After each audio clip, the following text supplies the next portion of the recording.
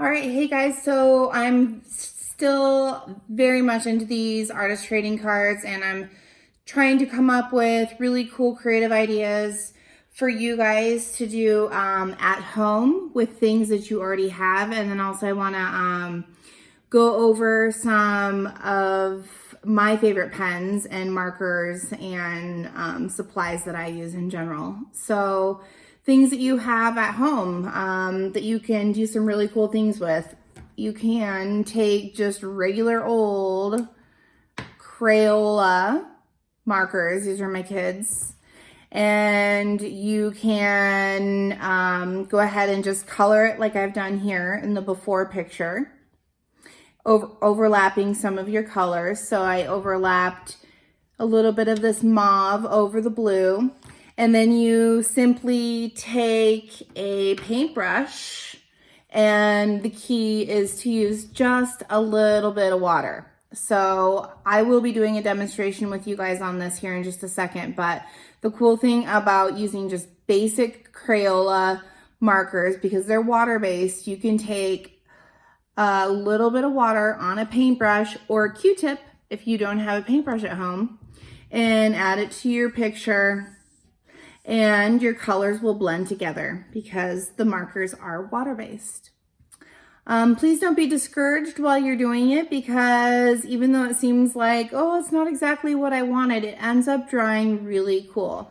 So in fact, after I get done with the demonstration, we'll let one dry and I will come back and do a demonstration on how to outline mountains and draw a different landscape in the foreground for you guys as well. And you'll be able to see the difference at the end. So I'm going to go ahead and show you the difference between Crayola markers and then also some of my most favorite markers of my collection, which are these Tombos. And they are a water-based marker.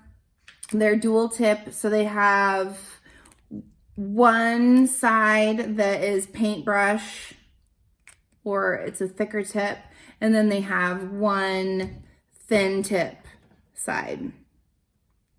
So I think that's pretty cool. So you can get some detail in, especially if you are wanting to create some wording, something like this. So if you want to get thin with your markers and get detail in smaller spots, you can really blend colors nicely together.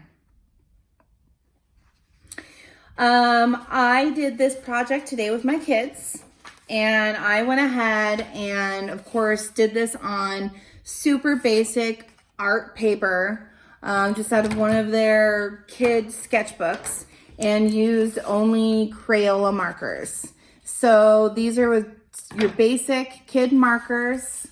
We talked about landscape drawings. We outlined this with a bowl. They just put a bowl down and outlined a geometric shape. You know, of course, it doesn't have to be a circle. It could be a square or an octagon, whatever kind of shape you decide. We talked about drawing a landscape, which if you want to check out my website, montanaartspot.com, you can get some free lesson plans on how to draw a simple lined landscape and also how to draw some trees. So this is Jackson's. If you're wondering what this is a flying monster with wings coming in to attack the town. Oh, here's mine. And then here's Skylay's. She did some extra doodles around the side and I really dig it. So that's the project that I did today with the kids. And then I obviously saw the artist trading card that I did today. And I used Crayola markers for this one as well. And I used a Sharpie to outline it. And I used a white gel pen to do the dots up in the sky, the stars. However, if you don't have a gel pen at home, you could just use whiteout, or you could use acrylic paints. If you have a little bit of white paint, you could take a Q-tip, or excuse me, a toothpick, and just add those stars in. So let's just do a little comparison here and show you how to blend colors together. So right here, these are the Tombow colors. So let's try these out. And I am, instead of using this big paintbrush, I am going to use a thinner paintbrush that actually has water built into the paintbrush itself. You just fill it up with water. And I really like this because I'm able to decide how much water I let out of my brush. And I'm telling you, you do not need a lot of water. You just need a little amount. And you'll even see me grab the brush like this from time to time, and that's because I'm trying to get a little bit of water off of my brush. All right, so you typically may go off the card, especially if you're doing a whole large area, like I'm gonna go on this one later on. You should, protect your furniture, put a piece of paper under your painting before you start adding marker onto your page, and definitely before you start adding water onto it. So I'm going to go ahead and just start from the top down to the bottom. You can definitely go from bottom to top, but you don't want to start in the middle and go both ways. You want to also make sure that your colors are next to each other on the color wheel so that they blend. So like I said, I'm letting out just a little bit of water, putting the extra on my finger that I don't want to use, and I start blending my colors together. Now remember, I said don't get frustrated as you're working on this if it's not doing exactly what you want, because that is the fun of this assignment, is kind of letting the colors blend together, do what they want to do. I mean, you can certainly go in and manipulate some areas. You can also use your scrap piece of paper to clean off your brush if you don't want to get too much color blending into the next section.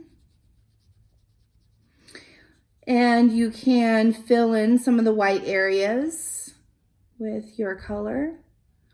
Also, when you're adding your color onto your page, make sure you overlap your markers just a little bit so that those colors blend into each other and create a two-toned color like blue-green or yellow-green. So it has a nice transition.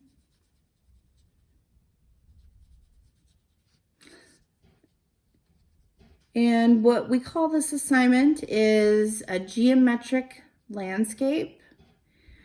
And we talk about illustration as a profession. We talk about lines and texture and space and how we're creating the illusion of space by overlapping items, making some of the foreground smaller than some of the middle ground. So there's just multiple different ways that you can create the illusion of space. So if you go back up and you want to do a different color, clean your brush off, and then you can go back in if you want to blend a different section and get it a little bit more blended at the top here. All right. So there is our first example, and that is with the Tombow. Really nice, bright colors. That's what I like about them. And now I'm going to do a demonstration with the Crayola markers, and we can see the difference. I definitely have a tendency to overwork them, but it's cool, whatever. It's just a note card. No pressure if it doesn't turn out 100%.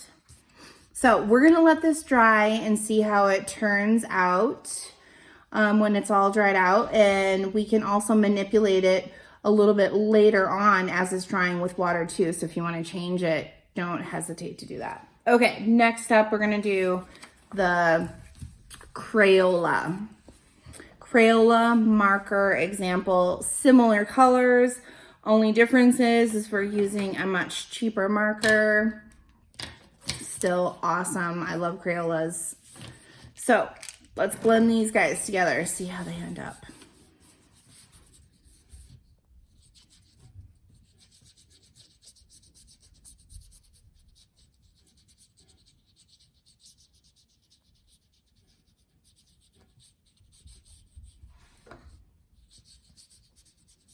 And I'm just squeezing a little bit of water out.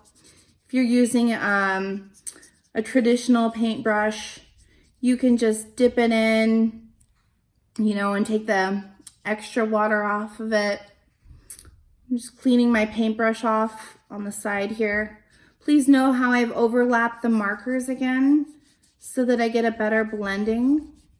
And as you can see, like, I'm pretty darn impressed with Crayola markers, like how good they blend in comparison to the Tombows. I think it's really neat.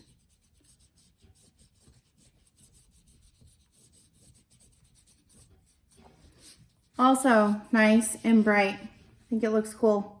Okay, so once again, we're gonna let these dry and I will come back and I will do another lesson on how to draw evergreen trees on this one. And I'll do a quick illustration demonstration on this one. But before I go, I'm just gonna show you some examples that I've done in the past. Here we have a fish that I've done. Here is a fly.